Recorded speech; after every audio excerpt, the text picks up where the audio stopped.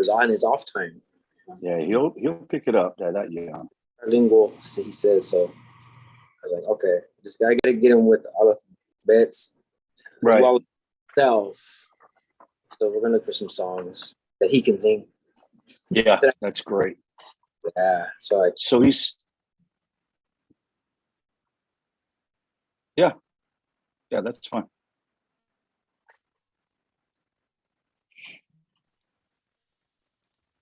Hey, good day, everybody. Welcome back to our Working Together series with our wonderful friends over at YPS Netiv. Live Q&A session with Rabbi Karmi Ingber.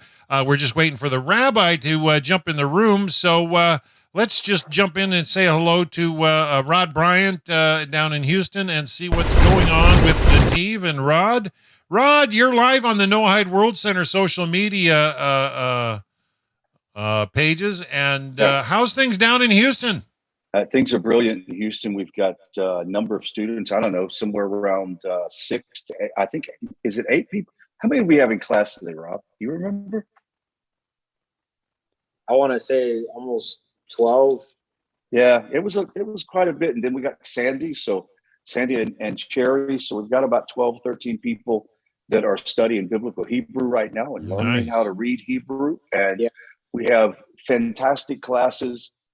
This week, obviously, Pesach, so we have a break coming up. Yep. And we won't have class next Sunday, but Wednesday, Thursday, and Friday, we'll still have classes. I would assume Friday is still going to go on, but a lot of amazing things. And I am so happy that the Noahide world is being promoted and doing well with World Noahide Center, with Netiv, with all of the hard work that is going on around the world in the Philippines. Yeah. We're seeing lots of work out of Europe. I mean, the Dutch and Norway, Sweden area. They're really Germany. They're really latching on. Now Italy's opening up, and so we'll have like a study center. And we actually had our Brit Shalom translated into Italian by one of our regular Genesis class people. Good. So that's available, and I've got a link for the ebooks there, and you can get them in ebook for dirt cheap. They're a little more expensive to buy hardcover copy. But here, I'm going to give you this link, Rod. If you, I'm going to make sure that also the rabbi that's there is going to pass that around, let people know. That'll be fantastic. I'm going to put it in your chat here, and this is where you can get access to Brit Shalom, and I think they're only selling them for $6 for the online book. Yeah, it's a digital version, like a PDF version or ebook. It's an ebook version, but they've got it in French, Spanish, Portuguese, Italian, Dutch, Russian. I think Turkish and a few other languages, Thai and Chinese as well. Rabbi Goldberg was doing a class with some people in Thailand in Chinese, and it's just a joy to see people all around the planet. Kind of. I do want to say that if somebody is new coming into Noahidism, this book is a fantastic book to help you get off on the right foot on prayer. Obviously, most people that are Noahides understand the term of personal prayer, but this sort of gives you a form of prayer, which is fantastic. Oh, that's their blue book, that Brit Olam. This I'm talking about. Brit Shalom is his on the 7 Noahide laws, the practical applications. Oh, I thought that was. I'm sorry, I thought you were talking about the prayer book. Yeah, Brit Olam is his prayer book. Brit Shalom is the actual practical applications. Very concise. Absolutely. So you're getting a lot of detail. Almost, I wouldn't say quite as much as you're going to get out of the divine code, but it's more to the point in a lot of areas, and it's nice. It's a great starting point for new people because it's digestible. Absolutely. It is absolutely good material. By the way, I just want to say, we have Talo from Peru Lima, here. Peru, Yeah, and William Allen is in Tennessee. Craig, I'm trying to remember where Craig is at. I don't remember now. Mary is in Indiana. Martha is in Texas, College Station. Sandy is in Kingwood, Texas. Rob is in Riverside, California. And of course, Dan, all the way on the other side of the British world. Columbia, Canada. British Columbia, Canada. Just above Washington State. Yeah.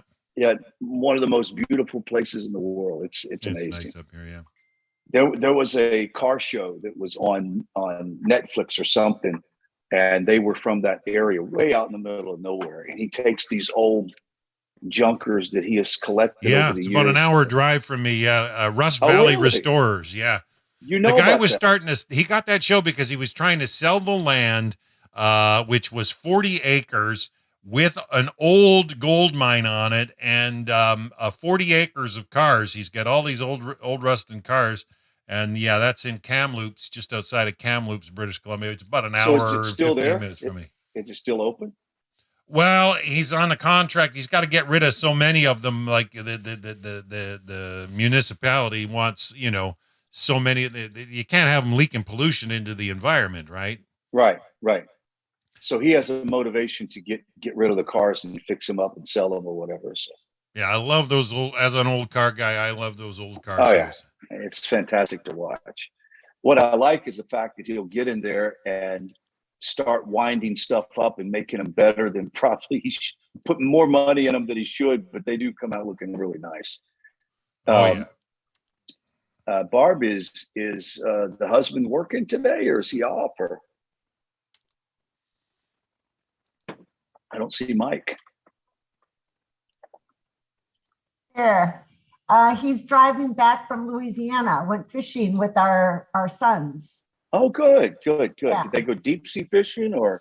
No, they went to, I don't know what town it is, but it's called Hackberry.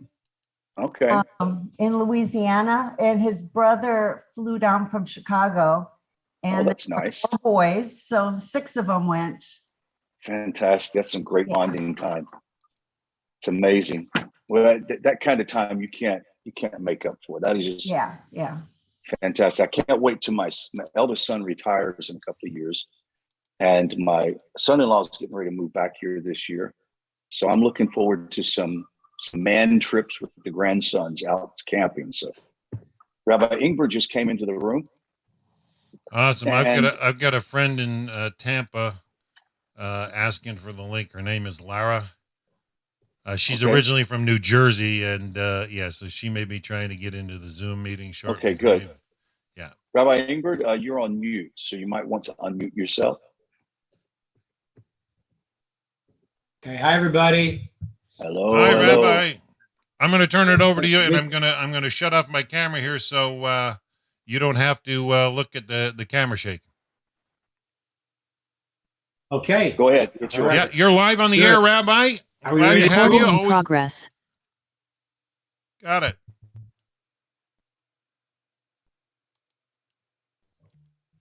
We ready to roll, guys? Yeah, we're ready to roll. You're live. Are we ready to do it? Okay, everyone, welcome. Good to see everybody. Good to see you all. So, I wanted to talk about a big day that's coming up. Coming up this Friday night and Shabbat is going to be Pesach, Passover. I want to explain a little bit what this is and what it looked like thousands of years ago and what it will look like in the future and what it looks like today. So I want to start with an amazing thing that it's important for everyone to understand, that Jerusalem is really called the center of the world. It actually physically is. If you look at a map, the reason why Israel had all those years, a lot of people traveling through it, and it was a central point because it is the point that connects towards Africa, towards Europe, towards Asia. It's right in the middle. It's in the middle of the country. The Middle East is really what it is. Israel is a central point. So the temple in Jerusalem is the place where it says the heavens and earth meet. That's where our prayers go up. That is where the world begins from. And there was the Holy Temple we spoke about. And there have been 2. There'll be a 3rd. And there was a commandment that every Jewish person had to go up 3 times of the year up to the temple for the 3 holidays that were called Passover, Shavuot, and Sukkot. You had to go up. Now, just think about this a second. This is very fascinating. Imagine you live in a place where enemies are all around you, hostile enemies, and you have a religious obligation that everyone needs to leave the borders and go to the temple in Jerusalem, the center of the country. What would happen in a normal situation where everyone knows that every fighting male will also be off their posts and going to this other place to do the religious service? You know what would happen? You know what would happen. That was it. That's the perfect war opportunity.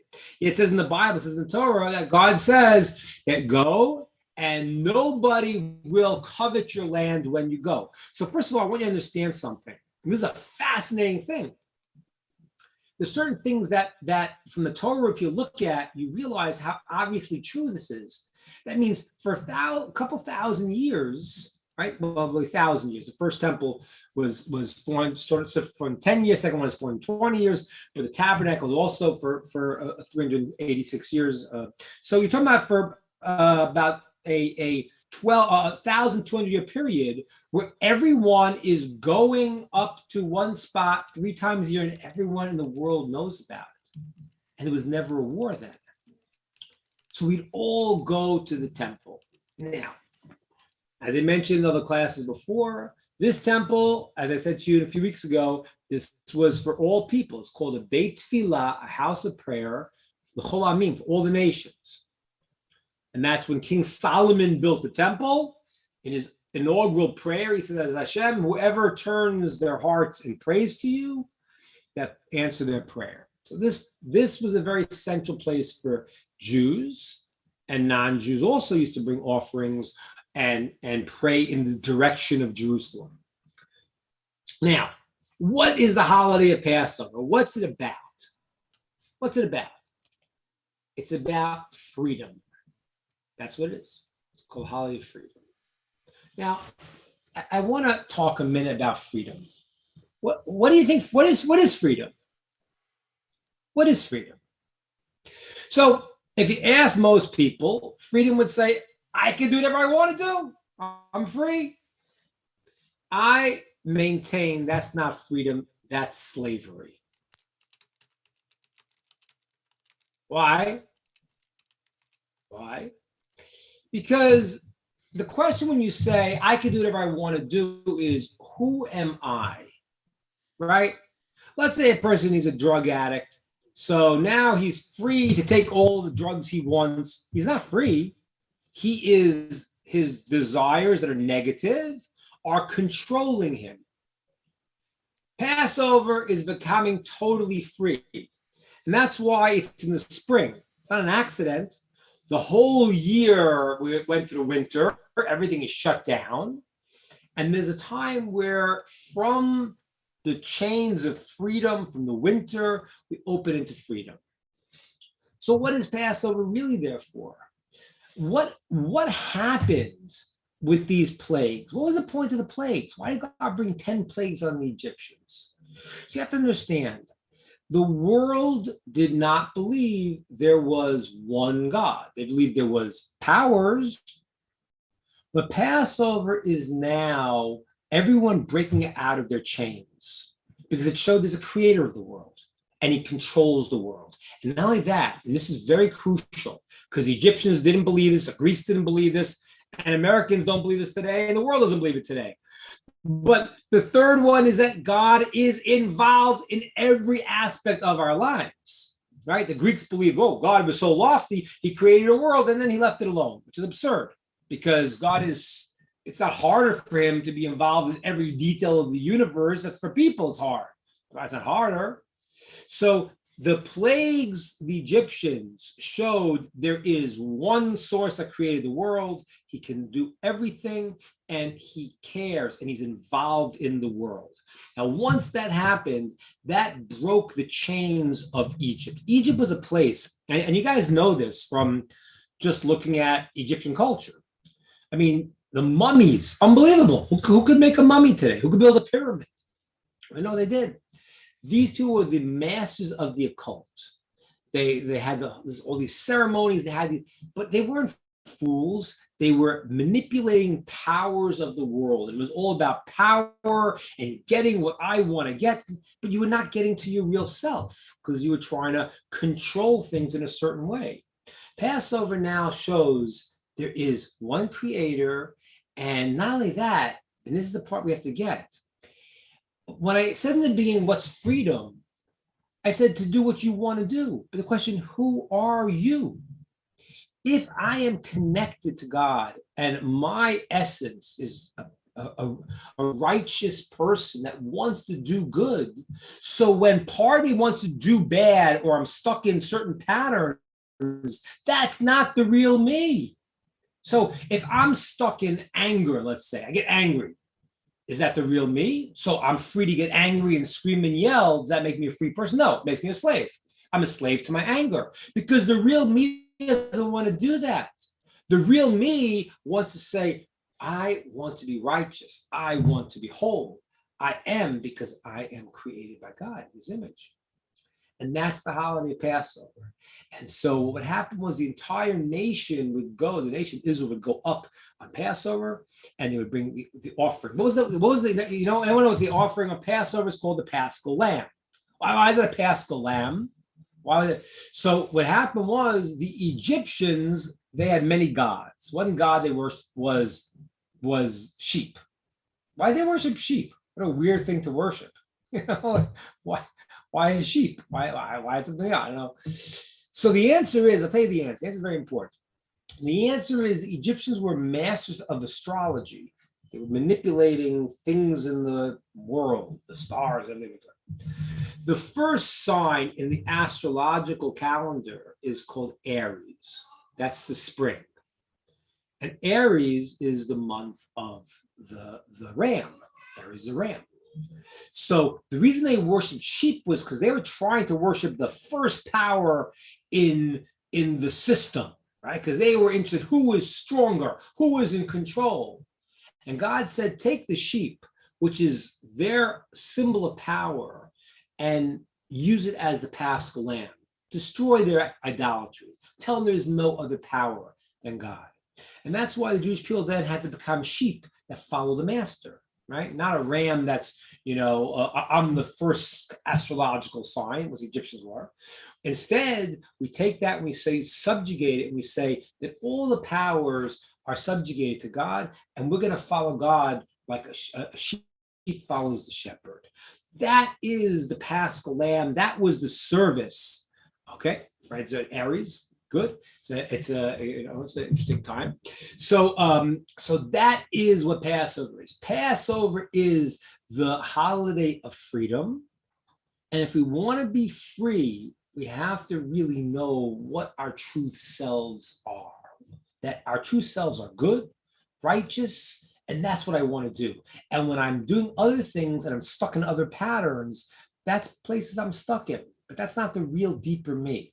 Passover opened the gates, because till then, everyone was stuck under the Egyptian control system.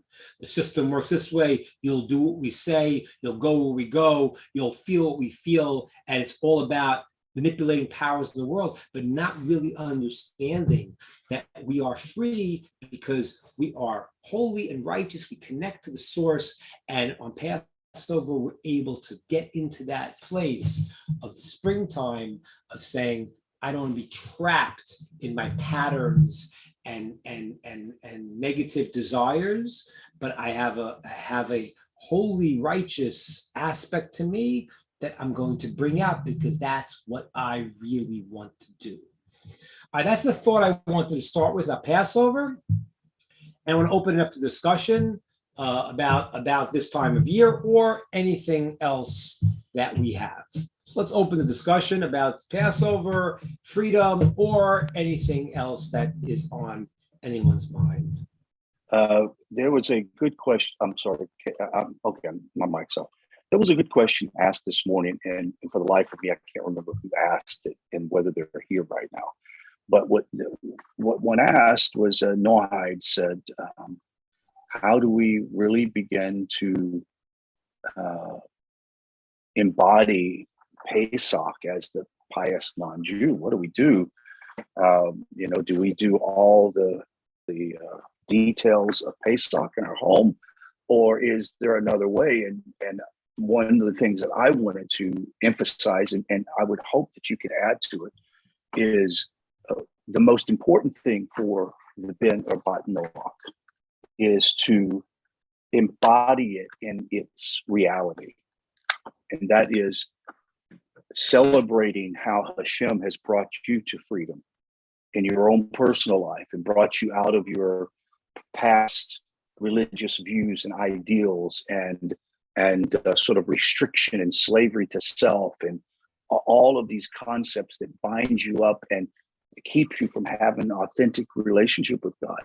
And it's a great opportunity for us to say, this is celebrating also our freedom in the modern era, just like every Jew should treat themselves as if they just came out of Egypt, correct?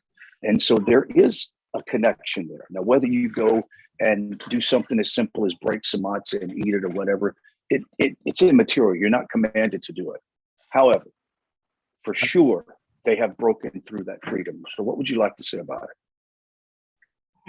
I think it's very, I think you said very good. And that's what I would recommend everyone to think about, to learn about, to get to talk about the idea. And I really, I want to actually build on this because the truth is, I think it's a major problem in America.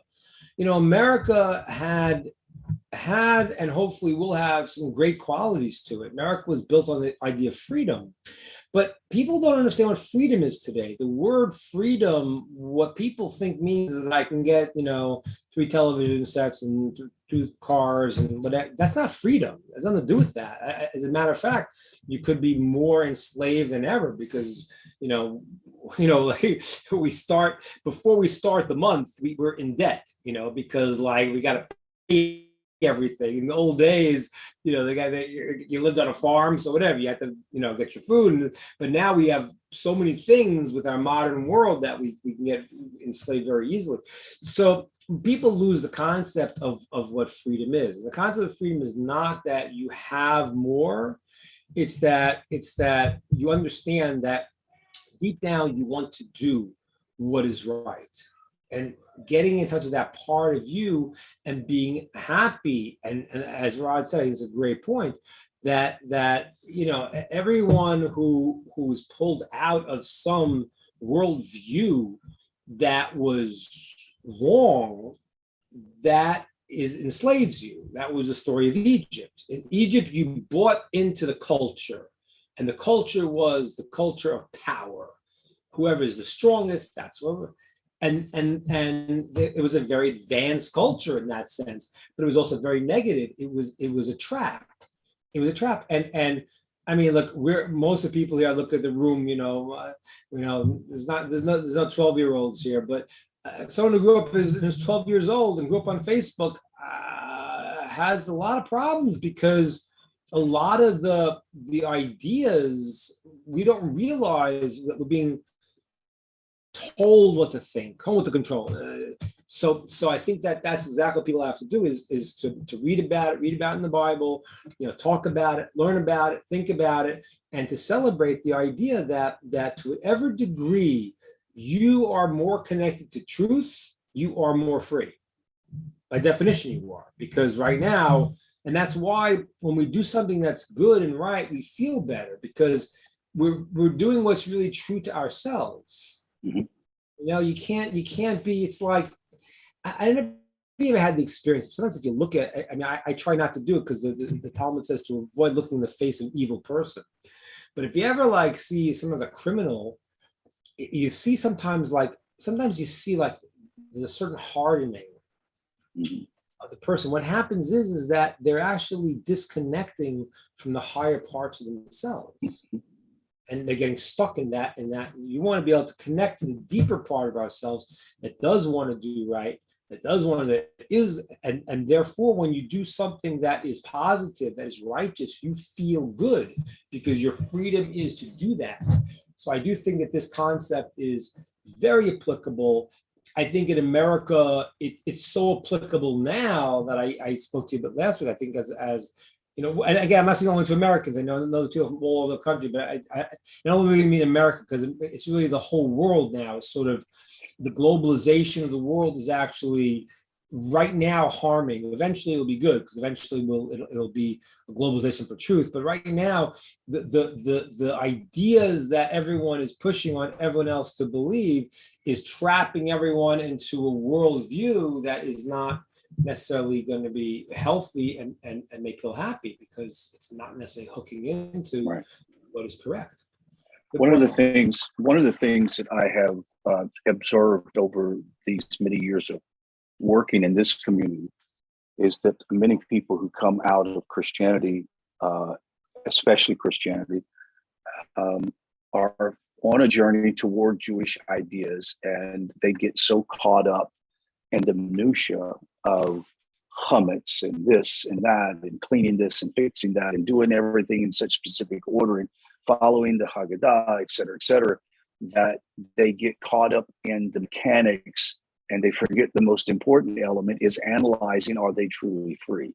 And I think Jews can do the same thing. They can get so caught up in it that they forget, well, I need to examine myself now and ask myself, am I truly free, or have I been bound up in materialism? Have I been bound up by debt and burdens that is going on in my own personal life that's keeping me from serving Hashem? Because what is ultimate freedom, and you said it, is to make the choice to serve Hashem. So yeah, this does happen, and you know, and Jews have to deal with it in a certain way. Noachis can deal with it in a somewhat different way. I mean, Jews have to go and I mean, what's happening now, like in Jewish houses, the cleaning for the chametz. The chametz represents our negativity. There's a deep reason why it is, and we remove it, we chase it out, we get rid of it. And the Jews have to get into every detail of it. And therefore, you get into the details of things, you either become part of it, it becomes part of your consciousness, or you could sometimes miss the boat. So it does sometimes happen. And I have to remind people a lot, Jewish people, to do everything, and to also, like, you know, sometimes people will clean the house and get rid of the chametz, which is what's what we do, get rid of the leaven. You know, the leaven is like, it puffs up the bread, and that's like a perfect puffs themselves up, you know, the ego, so to speak. So we get rid of that, but then they can come to the Passover Seder and they're so exhausted they can't enjoy it. So that's not, then you made a mistake. Right.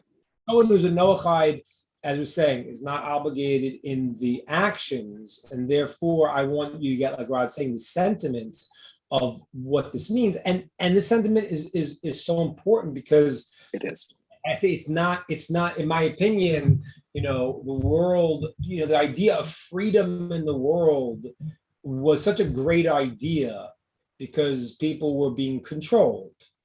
And that was really a part of kind of a new world view. Because again, the Jewish world was always doing that. The Jewish world was always in a different place. But the general world, you know, in Europe, there was you know, religious control. People couldn't practice, whatever it was. America, they said, okay, we're going to be free, but it wasn't free to, well, I could do whatever I want now, and I could just be a fool and this and that. No, it was like, the freedom was because there was an idea I need to express in my life something important. That's what I'm doing. Let me explain this about a slave. I live a slave because a slave is the opposite. I once talked about that, I believe, that the idea of, you know, it's, if I said to somebody, if I said, you know what, here's a job and you're going to be a slave. What you can do is you're going to work for 3 hours a day and I'll pay $1 million a year. So who's not going to take the job? Who's going to take the job? So what's the pitch is that nothing you make you own. So what I could do is I can go, I'm the owner of it. I give you 3 hours, you work, you build something, and then I destroy it because it's mine. I can do if I want. Well, you build something, you create another piece of art, and I take it. So because I'm getting paid $1 million, it's great. You've sold the ability to create something for the comfort of the pleasure, and you think that that's freedom. And that's what's happened in the world right now. People are missing the idea. And there was freedom was that a human being needs to express something correct, true, and valuable in the world. I need to build something. I need to say something. I need to stand for something. And so what happens is that to say to you, I'll pay you $1 million for 3 hours of work a day, but you don't own anything. Nothing is yours. Even your kids are not yours in the slave world, because how can you? A slave is like, I have to give you an example of what a slave is. Your body is your slave to your head. That means I decide what is right, and then my body brings it out. The slave he couldn't decide what was right. The master told him what was right, and he had to do what the master said. So the Jews in Egyptians said, this is what you should think, this is what you should do it. It wasn't because it was, see, we misunderstand it right now, because we think, what's so bad about slavery? Because the slave owners were bad. That's true. But if the slave owners were good, it wouldn't be good, because the idea of freedom means I am important. I have to do and express and think and build something of value. And yes, that's what people do not get today, because right. I've heard people say, I have my pleasures, and I can sit and watch TV all day, and I feel I'm drinking beer, so I'm free. No, you're not free. You just right. sold yourself out. Right. I've heard some people go, well, I'm in the South, there was slavery and all, but there were good slave owners. And I'm like, they were still in slavery. They still had no choice. They had no land ownership. They couldn't do what they wanted to do. They're still slaves. I don't care if they were treated nice and had a house. They were still slaves. That's a very good point. Ross has his hand up, and I'm going to. There's a discussion in the Talmud about sometimes slaves like to be slaves, and there's a whole discussion in the Talmud about certain laws, because a person might like to not have to worry about everything. Now, I'm telling you that's not a good thing to do. If a person had a slave and they were very noble to them and they helped them, this and that, so you have a whole different view of it. I say to you, it's still not, it's a very low level, because you want to be the person who decides, who builds your life. But that was the world. So the idea, and this is important, because the world embraced the Jewish idea of the freedom and the greatness of a human being, but it kind of misunderstood the point of slavery, because they just traded one in for another, and very often today we say, oh, we're all free, but a lot of times we're not free, because we're doing what, not necessarily what we are building because we think it's right, because we've looked into it, but rather we're going with the flow of whatever the society is telling us. And today, if you listen to the society, oh my gosh, it's like you just, you open a newspaper, it's like, what? Right. Yeah, everybody's bound by something today. Ross, you had something you wanted to add, or a question you wanted to address? Sort of an observation. I mean, he more or less touched on it there at the end. A lot of people will self-delusion themselves, thinking that freedom, as they understand it, which in actuality is slavery, but they're comfortable with it because it absolves them of responsibility. Exactly. They don't want to be personally responsible for anything. As long as they're going along to get along, they're not accountable for anything. So that in essence is what they consider freedom. Exactly. So in essence, it's spiritual Stockholm syndrome. where your captor gets you a hold of them, and you sort of end up befriending your captor. It's like you get comfortable with it. It's like, this is my life. This is the way it's supposed to be. And it's a big problem in the world today. But for us, we got to look at the positive. For us, we have to say that, and that's what this time is very significant. Like most places, at least in the Northern Hemisphere, you're coming into spring, and you feel there's a certain air that you have of being able to open up. And that opening up is not just it's a place of, I'm trapped in certain patterns in my life, and I have the ability to change that. Mm-hmm. Like who really believes that I could change my patterns? But you can change your patterns. Oh, yes. If you get connected to the roots of who we are, then these patterns are really the more external part of me, that part that got stuck in this, addicted to that, trapped in this. But the deeper part of me does not want that, and it's free, and I need to tune into what I really, really want. And what we all really, it's an interesting thing.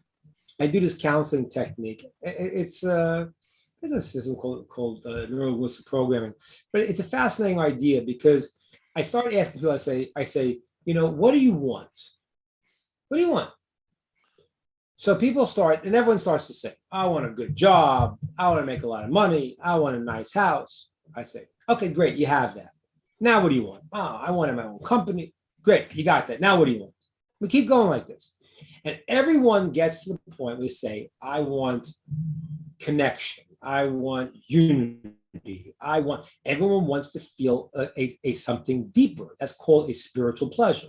That's beyond the limited reality of the world. But we're stuck in this part, so we don't realize that the deeper us wants something much greater. And that's the part where freedom comes into place, because when you're dealing with the patterns of every reality, then you don't start to think about, well, what do I really want? And what you do want is you want to feel connected to the infinite. That's what you really want. If you think about it, everything else, I give you an example. If you look into, I always tell people an example. If you imagine a time where you really felt connected, just whatever it was, you were, a starry night, or you were with someone you really loved, or you just felt. And you take that feeling and you tune into that, and you multiply it times a million, times a trillion, times infinity. That's what we're talking about. We're talking about the deepest part of ourselves that wants to be connected to something greater and something beyond. That's the root of what we're about. It's the root of being connecting ourselves to God. That's what it really is. Rod, you're muted now. Yeah, I'm sorry, Ross. Did you have your hand up again? No, it was an accident, but I'll continue. Okay, Laura has something she wants to. If you'll unmute, there you go. Yeah. So, how do we get out of this slavery? I mean, we have to somehow balance our, living and our connection. It's not. It's not possible for someone to, read Torah every single day for 8 hours a day, and for entire world to be able to do that. Well, how do we keep ourselves connected throughout the day, at least? Because I do from the Brit Olam book we have Noahide prayers. So I do my prayers in the morning, at nighttime, sometimes in the afternoon, sometimes before I go to bed, not always the same. So should I be feeling disconnected in between those times? Like for Noahides, it's a little bit different connection, and I'm trying to understand, how do we find the balance? Right. So, there's something, I don't know, does the Noahide Brit Olam book talk about blessings on items and stuff like that? Yes. So blessings is really a really important component, because what blessings do is that it creates a connection throughout your day. So he talks about all the different blessings in the B'Olam prayer book. So here's the thing with the blessings. We have the English blessing, Right. but I personally, for instance, don't know when I'm drinking water, do I say it every time I take a sip? Do I say it when I pour the water? Do I say it when they turn the faucet on? So there's a little bit of a confusion there. Well, that's what these class or this discussion period on Sunday night is for. So glad to hear. Rabbi, go ahead. So what you do is you do it before you're about to eat it and get the pleasure. Now it covers the whole time that you're doing that. So, for example, if you're drinking a cup of coffee, so that whole experience, or if you're eating this whole meal, it's that's covering that time. When you go to do something else, you take a break, then it's a new time. But you're doing it before the pleasure of eating or pleasure that you're getting. You're acknowledging it's from God. That's a very powerful way to start getting your day, because prayers is different time, and then blessings is a consciousness throughout the day that there is a source here. So that reminds me, that tunes me in. So when do you say it? You say it right before, let's say you have an apple, right before you're about to bite the apple, and it'll cover the whole action that you're doing, the whole meal you're having, or the whole whatever the blessing that you're saying for that whole period of time, until you disconnect to do something else. And then let's say later on you want to eat something else. It's a new action. But if you're sipping, or you're taking even around your house and you sip, then it's one that covers that whole event. Okay. So, but I think I give you one example. And I said blessings because blessings are fascinating, that we're talking to God and it tunes us into a lot of other things. But I think prayers, studying, and I wanted to give you one other thing, Laura, what you're saying. When we do things, we sometimes don't think why I'm doing something. So let's say I'm going to work. I got a job. I got to pay my bills. I go to work. Okay. So I work. If I go to work and I think to myself, you know what? The reason I'm doing this is I want to make enough money to be able to have a settled mind, to do good things in the world, to feel positive so I could help others and I could do the right thing. All of the hours I'm working are in a new mindset because I prepared myself to why I'm doing something. It says in the story of Pharaoh, it says that when Moses first came to him and said, let the Jews go, so Pharaoh said, you know what you're talking about? You know why you're talking about this stuff? Because you're not working hard enough. Make them work harder. That's why they took away the straw and made them work harder. Why? Because he knew he was a master manipulator. He knew if I keep you so overloaded, you never have time to even think, why am I doing this?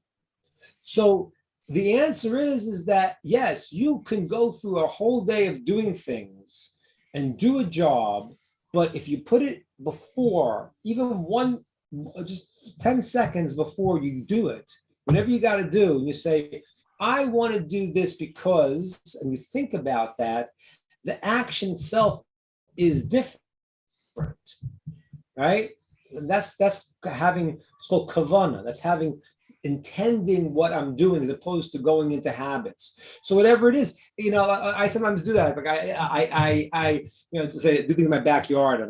I'm saying I want to make this look better, but I think I'm going to make the world more beautiful. I'll think that I'm doing it as a positive service in my mission in life, and then even the daily things you're doing are transformed right now. because they're part of a mission. And that's the truth. The truth is there's work to do to make the world a better place. The world needs, people who are gardeners and people who are, carpenters, and needs every other job. But if I go as my carpenter and I say, okay, I got to do work. If I think, oh, wait a minute, I want to make quality things because I want to, be honest. I want to do this so that when I make a living, I can do important things. Your act of being a carpenter for those 8 hours is a completely different act. It's almost like then it's not so much just to follow the laws and, obey the laws, but it's like a state of mind. Judaism is like a state of mind. Of course, it's a whole thing. And that's why I'm trying to give it. You're right. Noahide is a little different because in Judaism, there's 630 commandments. It's like but the concept of how you're looking at the world should transform your whole day. Even if you don't have to go and do 630 commandments, but now that you're looking at it as I'm living a purposeful life, then this is why I do this. I don't do this because Pharaoh tells me I need to do this, or my boss says that. I do it because I choose to work for this person. Like I just had a case with somebody, and you have to be pragmatic because we go through challenges in life where God wants us to do things pragmatically and figure out what does He want from us. And I had a case right now where a woman was like, she wanted to quit her job. And I think it was the right thing to do, was like saying, that she felt that the people she was working for weren't so straight and this and that. I said, okay, listen, but you don't have to jump, as long as you're not doing anything wrong right now, you don't have to leave tomorrow. Start looking for a new job. Think of how, when I have to work, first of all, I'm working with this person. But I think, yes, I want to work in a position that I feel people are honest. I feel it's purposeful. But all of that stuff can be done pragmatically, where you say, I have a mindset that I want to live meaningfully and make the world a better place. That's my service in this world. And it imbues everything you do. Thank you. That was great. That was a great answer. Thank you. Rabbi, I would like to add to that, because Laura, that is a very practical question that you ask, and a very important question. And along with what Rabbi Ingber is saying, is it's about raising your level of awareness and God consciousness. It's about, when I say awareness, I'm not talking about some ethereal blue smoke thing. I'm talking about your knowledge of God. Raise that level up and know who you are, that you are the essence of God's divine creation, and that you cannot be like away from them, right? It's when you feel disconnected, that's how you feel, but that's not the reality. You're always very connected because your very soul is connected to the creator of the universe. So you're never disconnected. So that's the kind of first level, is to become aware that I am connected all the time because of who he created me to be. And that everything that I do is in connection with the master of the universe. And if you can become aware of that and develop your God consciousness, it's going to change your world. And I'm excited for you. This is going to be a beautiful time for you. Anybody have any questions or comments that you would like to add? Yes, go ahead, Fred. Well, I was going to hit on those 2 points that the rabbi was talking about, what you just said. And first of all, it's that mind consciousness. And she said she did have the Brit Olam book. And one of the first things that it's taught us in that Brit Olam in the morning prayers is, before you even get out of bed, when you first wake up, there's a recognition automatically.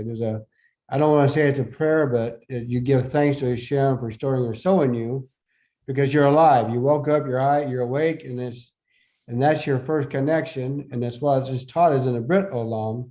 The very first thing, it's not, I don't know if it's even a prayer, but he turns the light on and he says, this is your first connection. I gave you life, you've been restored, and you got to have a new soul. So you give thanks to him. And that's What you just said is that it's that mindset. And what I've trained myself to do, because I've been reading this Bread Olam every single day for a long time, is I exercise my consciousness to, like the rabbi just said, before you eat something, you acknowledge you're going to eat something because it's a blessing. That's when you give thanks, and it's because you're excited, you're fixing to eat this. And the rabbis have taught that, it's not just, you're just not eating a meal. You're eating it because Hashem needs you to eat it, because he has something for you to do. So you're giving thanks because it's one of the most intimate things you can do besides sex. When it says you're eating a good meal, you're going to be satisfied. So it's that, and what I've learned, because there's so many prayers to read and understand, and we're just getting started. What I've learned is when I see something beautiful or if I smell something good, the first thing I think about, I say, Baruch Hashem, thank you for the blessing of this beautiful day, the sunshine, the sky, and the fragrance. So it's just simply acknowledging, like the rabbi just said about the job. I wonder why I go to this job when it's the same thing every single day. But when I've stopped and I thought, I said, it's been such a blessing, even though it's the same thing every day. But I look at the bigger picture, how miracles have come just because I've been able to be stagnant in this job, but I've been able to stop and I think, and I've got peace and I got stability. So it's been more of a blessing now that I sit and think about it. Then when I got into it before, I'm thinking, it's the same old job. I'm doing it all the time. And that's why this time I think it's a time of humility, like in the Passover, a time of humility, and saying, coming out of Egypt, like most of us here that are B'nai Noach, we came out of Egypt. Now we're getting Egypt out of us. So, and right now, if I could add, what I've been seeing in this time and period is a lot of Christians are always, Easter and Passover is coming at the same time. So what are they posting? Things about the Passover lamb. So to me, like I've had to answer this question, I've been posting videos of Rabbi Singer that talks about the Passover lamb. Because I'm not a rabbi, I'm not really put to teach that, but we know as well as B'nai Noach that we can show those videos and let them just look for themselves. Yeah. All right. Beautiful. That's good. Rabbi, we only have about 8 minutes. Do you want to wrap up some thoughts? Any questions? Dan, you got any questions? Is Dan with us?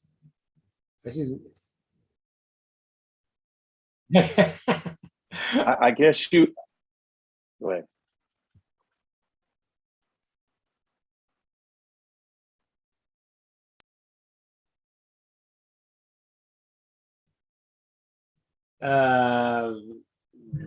As long as it takes you to study it and be proficient. Yeah, I mean, you just have to work hard. It depends on a lot of factors. You have to,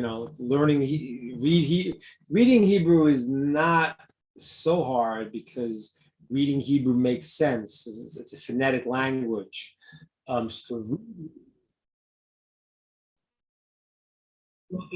a conversion program, we actually require people to have some basic knowledge of Hebrew.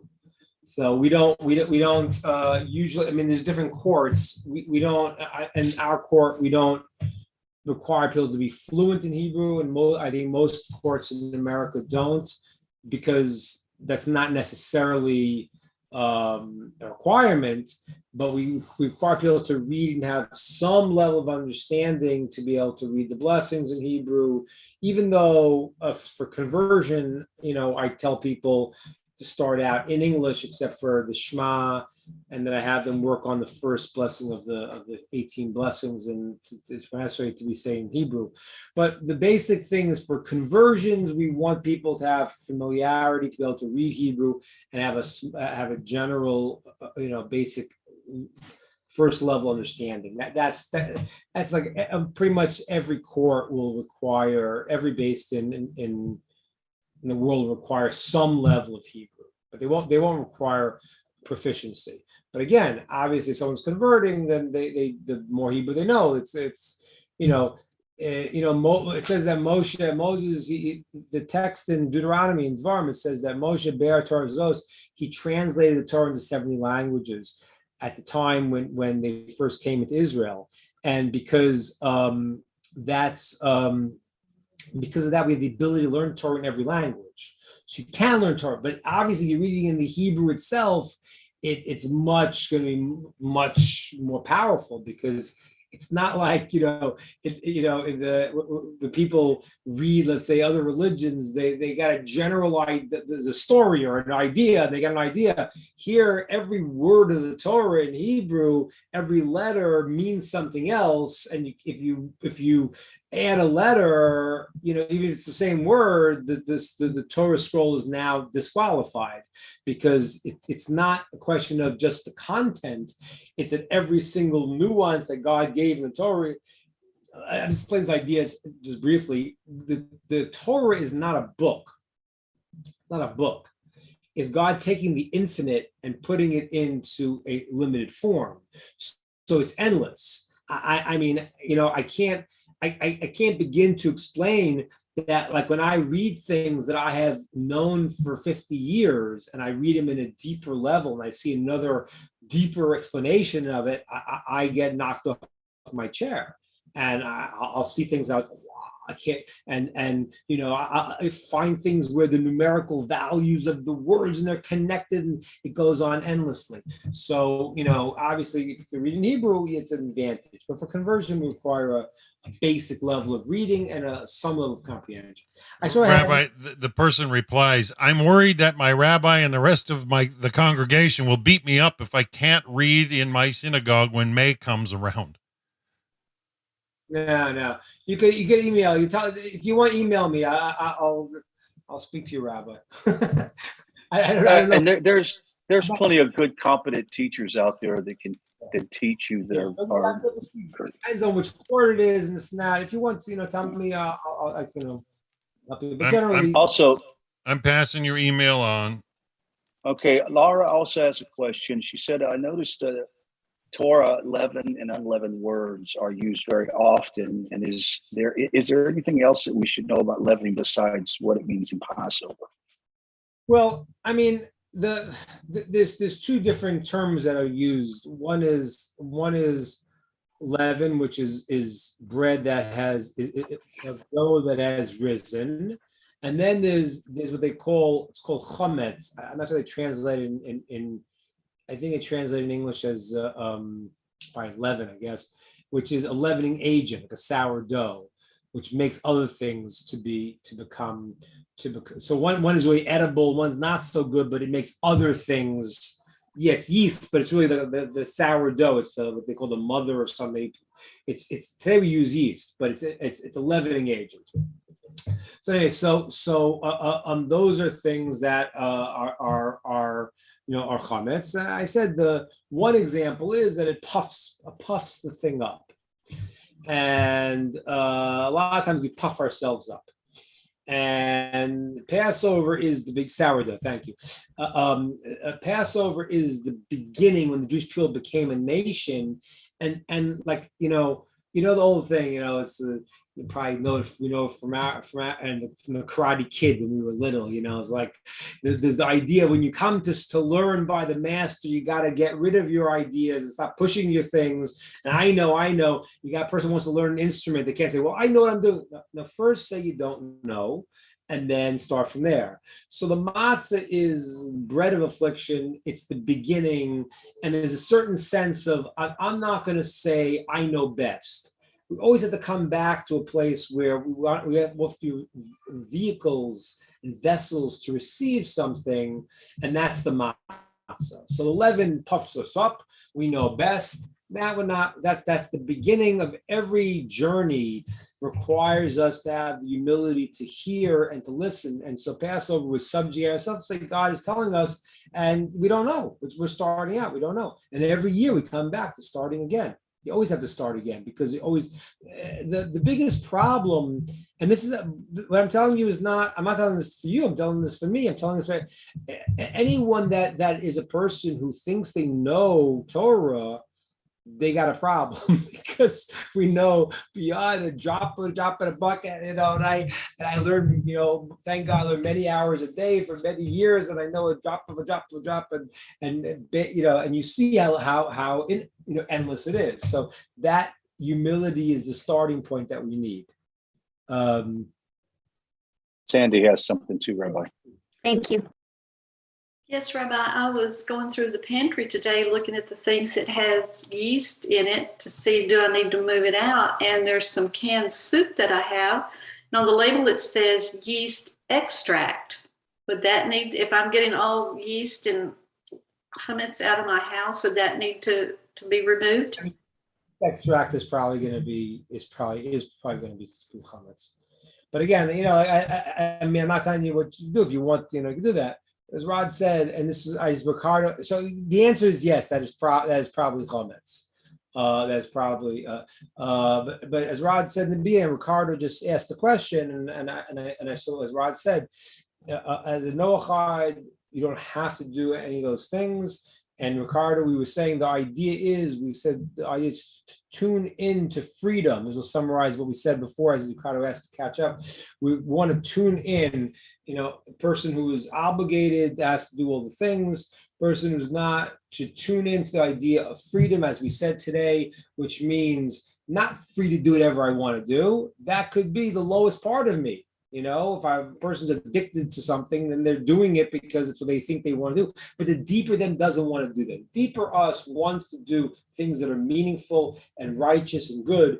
And that's the true freedom. And Passover is about breaking all of the things step by step that keep us stuck. And Laura's question was very crucial to this whole discussion we had today, which is the things that get us stuck very often are the routine we're doing or things that we do that disconnect us in our day. And that's what we mentioned, the idea of blessings, because blessing tunes us into, that's why blessings is called the first tractate in the Talmud is blessings, because blessings is being the recognition of a relationship with God.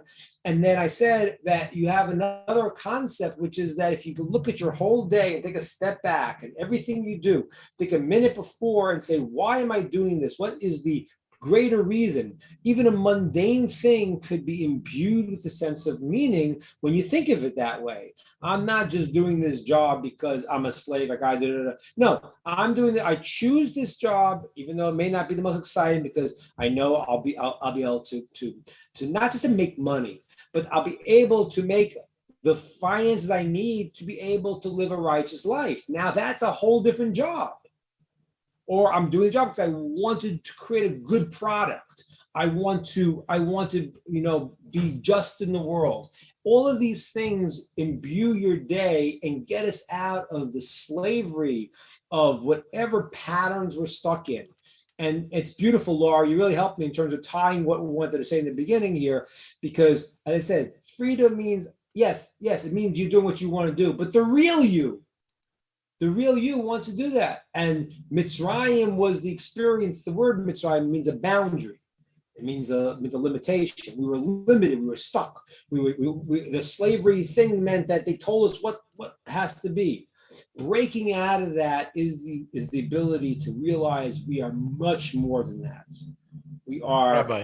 Create us an image to go and to do great things in the world. Rabbi, can I just say, we was planning to do this Friday, like I said, a Passover from a reformist Seder. And we chose the reformist one because it's so removed from the Orthodox one to start with. But then, and we were going to do it on the pretext of in remembrance of what the Israelites went through. So we're not doing it because we're told to do it, but we're doing it in solidarity to the Jewish people. Is that a valid reason? And is that will we not basically, is that okay in that format? That's how we thought we could get around it, to be part of something as well. So yeah, I think if you want to do it as but I wouldn't take a reform Haggadah, because I mean, you understand, I don't like to comment to denigrate anyone, but reform became to reform Judaism, and they made a different religion. We don't want to play around with this here. You can't play around. If you're doing on a race car going 200 miles an hour and you steer a little bit off, then you're in a lot of trouble. So certainly to reform it and to make it completely different, it's a different. So you don't want to do that because they're going to put things in that are not right. If you want to go and have some people around and talk and look at Haggadah and do it as to think about what it was and to have concepts like that so that you could do. But I had a Sephardic Haggadah also here at home. But first of all, I've never done it.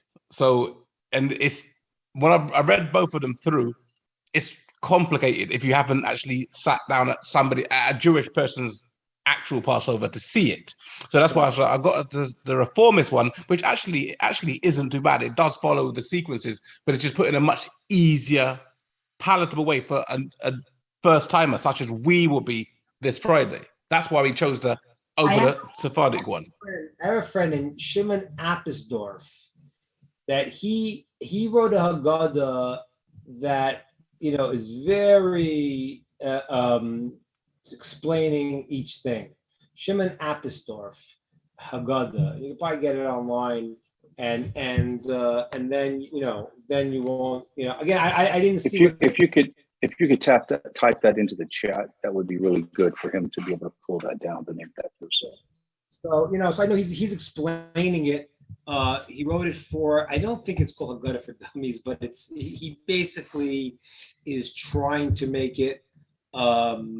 That anyone could have some kind of insight into it. So that's probably better than, because I don't know, the reform, I can't tell you that they're not adding stuff that I just can't say that because, it's Haggadah.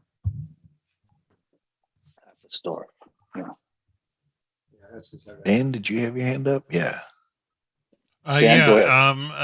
Rabbi, the same person that asked the last question on YouTube is asking, so how much observance should we have to survive the Messianic era?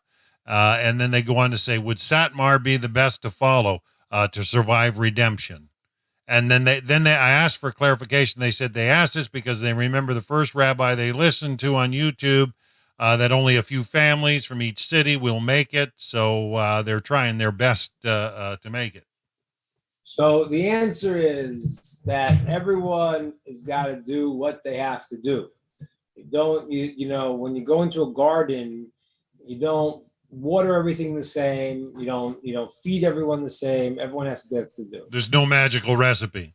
Well, there is. The Jews have to do 613 commandments. People who are not Jews have to do the 7 Noachide commandments. And whoever does what they have to do and praise to Hashem to help them, to make sure that they're doing the right things, they'll be led in the right direction. Again, this is very important because it really, it's fascinating how, in medieval times or whatever, the Christians, said the vengeful God. They try to make this whole. They don't got it. They don't have this right at all. Yes, God says there's things I want you to do and I expect you to do, but his goal is to make us succeed. His goal is, God forbid, not to harm us. He created us, to his love to us, to create us that we could do the right thing. So if anyone tries sincerely, they will be fine.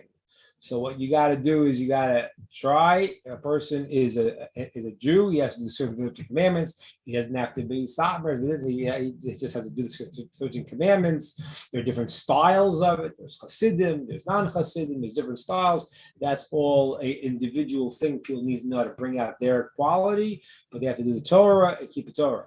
Someone who's not born Jewish does not need to convert. If they choose to convert, then they choose to convert. And they're obligated. If they don't, they are to keep the 7 Noachide laws and pray to Hashem that they should be successful in doing it, want it, and yearn for it, and they'll be fine. Thank you so much, Rabbi. That's very good. We're going to have to wrap it up. I just want to remind that person also that this is about effort and all the efforts you can put forward to connect to Hashem. And what you are not able to do, you are going to be rewarded by your effort. And trust me, it's going to be fantastic reward. We've reached the end of the class. Rabbi Ingber, happy Pesach to you. I'm And going to be not here the next 2 weeks. Okay. next 2 weeks.